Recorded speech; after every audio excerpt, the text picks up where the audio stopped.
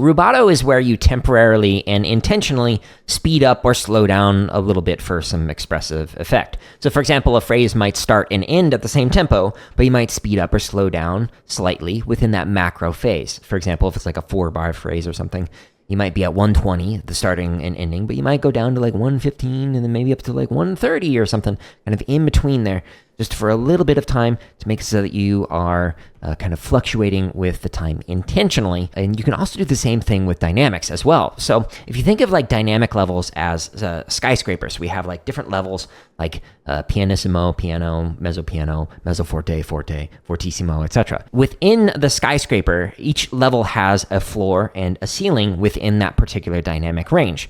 So the floor being one dynamic level lower, and then the ceiling being one dynamic level higher. So you're able to kind of float in between them. So let's say you're playing something at 6 inches. If you're playing at 6, you can go down to the lower dynamic level of 3.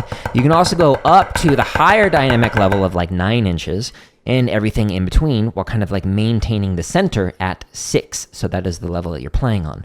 So one of the things that you can think about when you're practicing is it as like storytelling. Music that you're making is no longer with words, but is with the music that you are performing. So you could emphasize some parts of the musical phrase more than others. And you can do that with some dynamic changes. You can also do that with some tempo changes.